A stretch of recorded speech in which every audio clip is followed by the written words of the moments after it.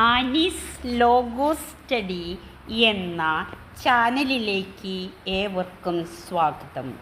ന്യായാധിപന്മാർ 19-ാം അധ്യായത്തിൻ്റെ വിവരണം.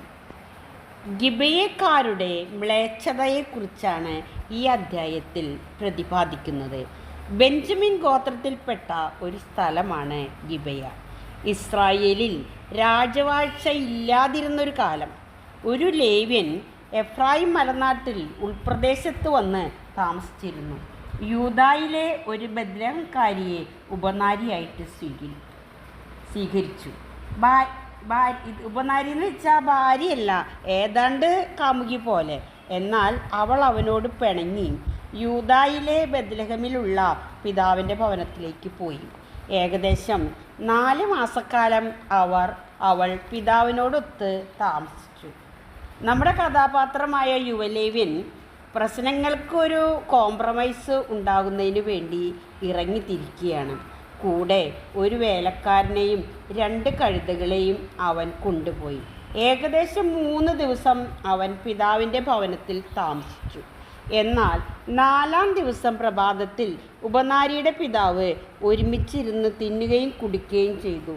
അമ്മായിയപ്പൻ്റെ നിർബന്ധം കാരണം വീണ്ടും 4-ാം ദിവസം അവിടെ താമസിച്ചു. 5-ാം ദിവസം യുവലേവൻ പോകാൻ തയ്യാറായപ്പോൾ അമ്മായിയപ്പൻ ഭക്ഷണം കഴിച്ച് ക്ഷീണം മാറ്റിയതിന് ശേഷം വിശ്രമിക്കാൻ പറയുക. എന്നാൽ ലേവ്യൻ്റെ അമ്മായിയപ്പൻ അനുരഞ്ജനത്തിനായി വളരെയധികം ശ്രദ്ധിക്കുന്നുണ്ട്. നിൻ്റെ ഹൃദയം സന്തുഷ്ടമാകട്ടെ എന്നൊക്കെ പറയുന്നുണ്ട്. ലേവ്യനും അവൻ്റെ ഉപനാരിയും വേലക്കാരനും പോകാൻ തയ്യാറായി. ഇവിടെ താമസിച്ച് ആഹ്ലാദിക്കുക, ലേവ്യൻ്റെ അമ്മായിയപ്പൻ പറയുന്നു. എന്നാൽ യുവലേവൻ തയ്യാറായില്ല.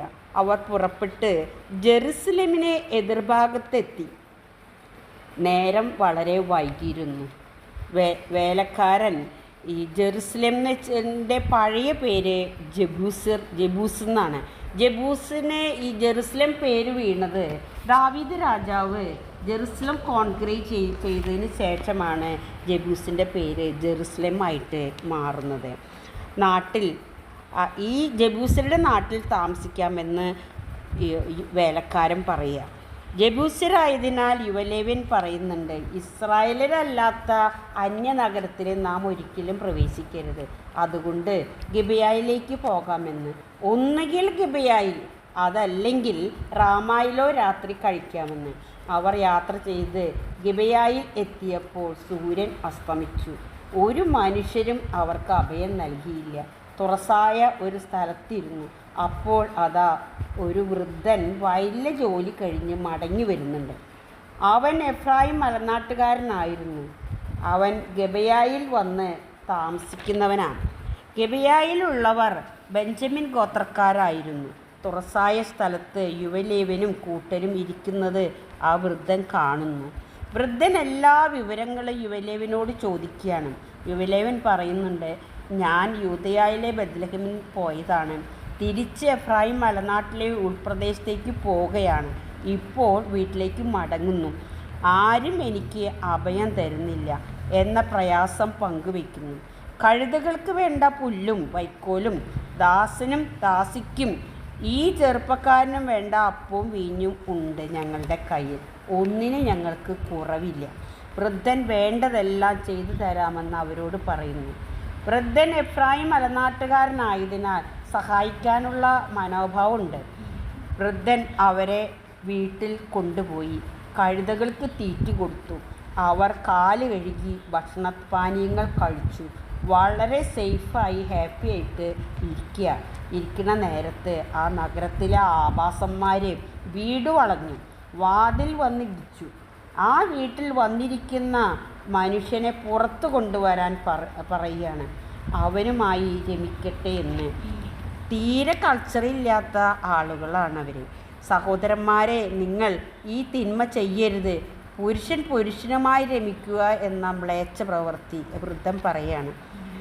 വൃദ്ധൻ പറഞ്ഞെങ്കിലും വൃദ്ധം തിരിച്ചു പറയുകയാണ്, എനിക്ക് കന്യകയായ ഒരു പുത്രിയും ആ മനുഷ്യനാണെങ്കിൽ ഒരു ഉപനാരിയുമുണ്ട്. ഞാൻ വേണമെങ്കിൽ അവരെ വിട്ടുതരാം. നമുക്ക് ഈ സൊല്യൂഷൻ അക്സെപ്റ്റ് ചെയ്യാൻ സാധിക്കില്ല. കാരണം നമ്മുടെ കാലത്തെ കൾച്ചർ എൻ്റെ ഡിഫറെൻ്റാണ്. എന്നാൽ അവർ വൃദ്ധൻ്റെ വാക്ക് കേട്ടില്ല. യുവലേവൻ തൻ്റെ ഉപനാരിയെ അവർക്ക് വിട്ടുകൊടുത്തു. അവളെ മാനഭംഗപ്പെടുത്തി പ്രഭാതം വരെ അവളുമായി രമിച്ചു. പാവം സ്ത്രീ വന്ന് തൻ്റെ നാഥൻ, അതായത് യുവലേവൻ കിടന്നിരുന്ന വീടിൻ്റെ വാതിൽക്കൽ തളർന്നു വീണു. എത്ര സങ്കടകരമാണ് ആ സ്ത്രീയുടെ അവസ്ഥ. യുവലേവൻ യാത്ര തുടരാൻ പുറത്തേക്കിറങ്ങിയപ്പോൾ അവശനിലയിൽ കിടക്കുന്ന ഉപനാരിയെ വാതിൽക്ക് കിടക്കുന്നത് കാണുക. യുവലേവൻ എഴുന്നേൽക്ക്, നമുക്ക് പോകാം എന്ന് പറയുന്നു. ഒരു മറുപടിയും അവൾ പറഞ്ഞില്ല. നാട്ടിലെത്തിയ ഉടനെ ഒരു കത്തി എടുത്തിട്ട് തൻ്റെ ഉപനാരിയുടെ അവയവങ്ങൾ ഛേദിച്ചു 12 കഷ്ണങ്ങളാക്കുന്നു. ഇസ്രായേലിലെ 12 ഇടങ്ങളിലേക്ക് അവൻ അത് അയക്കുകയാണ്. ചിലപ്പോൾ യുവലേവിനെ ഗബയക്കാരോടുള്ള പ്രതികാരം കാണിച്ചതായിരിക്കാം ഇത്. പക്ഷേ എല്ലാം സഹിക്കുന്നത് ഈ ഉപനാരിയാണ്. ഈ കാഴ്ച കണ്ട് ഇസ്രായേൽ ഈജിപ്തിൽ നിന്ന് വന്നതിന് ശേഷം ഇന്ന് വരെ ഇപ്രകാരം ഒന്ന് സംഭവിക്കുകയോ കാണുകയോ അവർ ചെയ്തിട്ടില്ല. അത്ര ഭീകരമായിരുന്നു അവസാനം കണ്ട കാഴ്ച. എല്ലാവർക്കും നന്ദി.